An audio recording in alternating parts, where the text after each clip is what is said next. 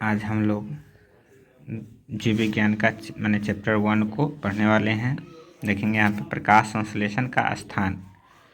प्रकाश संश्लेषण का स्थान, ठीक है। तो यहाँ पे देखेंगे प्रकाश संश्लेषण का जो स्थान है, प्रकाश संश्लेषण कहाँ होता है, ठीक है। तो यहाँ पे देखेंगे क्लोरोप्लास्ट में क्लोरोफिल वर्णक पाए जाते हैं। चूँकि ये अधिकांश क्या होते हैं, पौधे के पत्तियों में पाए जाते हैं। क्लोरोप्लास्ट या क्लोरोफिल कहाँ पाए जाते हैं, पौधे के पत्तियों में पाए जाते हैं। इसलिए पत्तियों को क्या कहा जाता है, प्रकाश संश्लेषी अंग कहा जाता है, ठीक है।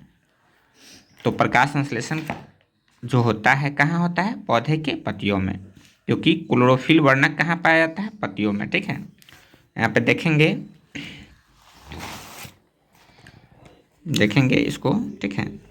तो ये जो है, ये है एपिडर्म कोशिकाएं हैं, एपिडर्म कोशिकाएं हैं।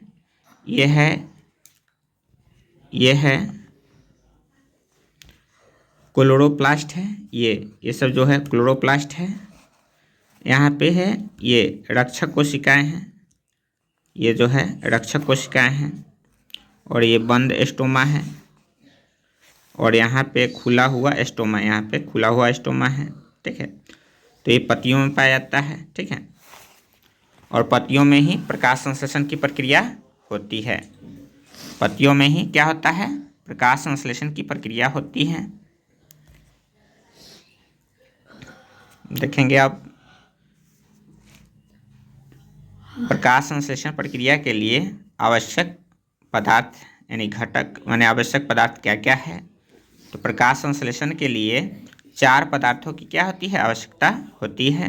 पहला है पर्णहरित या क्लोरोफिल, पर्णहरित या क्लोरोफिल। दूसरा है कार्बन डाइऑक्साइड, तीसरा है जल, और चौथा है सूर्य का प्रकाश। तो प्रकाश संश्लेषण के लिए कितने पदार्थों की आवश्यकता होती है, 4 पदार्थों की।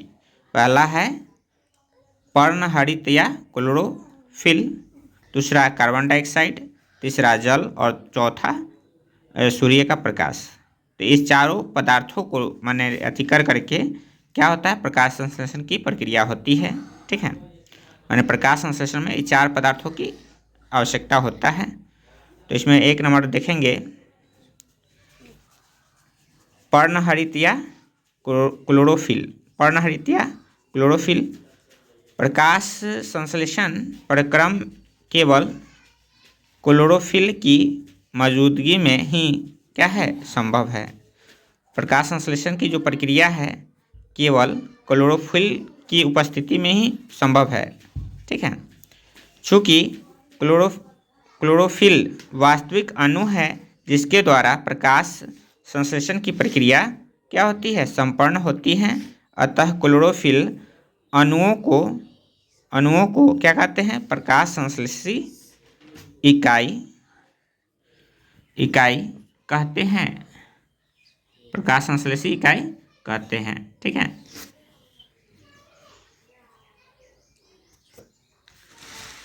दूसरा है कार्बन डाइऑक्साइड। कार्बन डाइऑक्साइड तो प्रकाश संश्लेषण में पौधे में कार्बन डाइऑक्साइड ग्रहण करते हैं। प्रकाश संश्लेषण में पौधे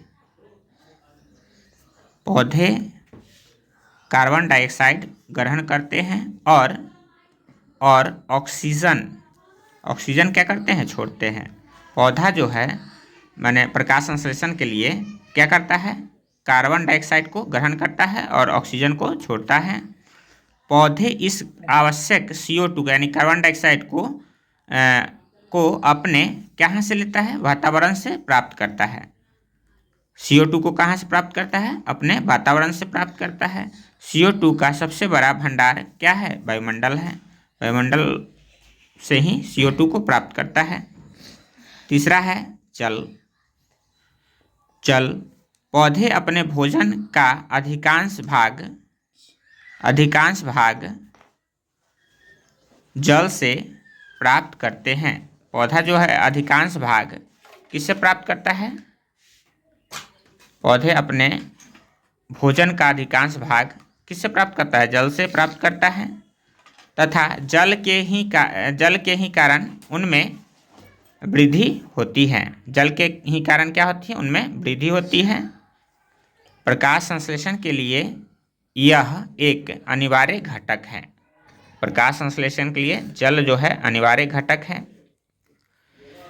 जल बहुत ही महत्वपूर्ण अति है, ठीक है, क्योंकि जल अगर ना हो तो पौधा में जो वृद्धि होता है, विकास होता है, वो रुक जाएगा, ठीक है।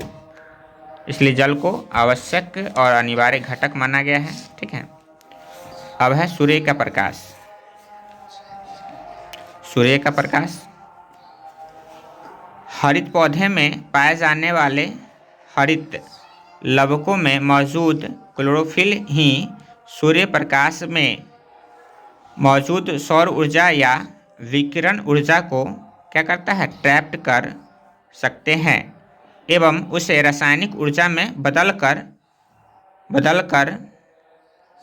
संश्लेषित ग्लूकोज के अणुओं में इसका समावेश करता है। माने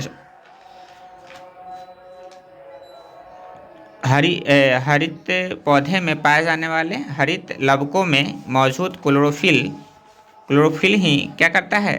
सूर्य प्रकाश में मौजूद सौर ऊर्जा को या विकिरण ऊर्जा को ट्रैप्ड कर सकते हैं एवं उसे रासायनिक ऊर्जा में क्या करता है? बदल देता है। बदलकर संश्लेषित ग्लूकोज के अणुओं में इसका क्या करता है? समावेश करता है।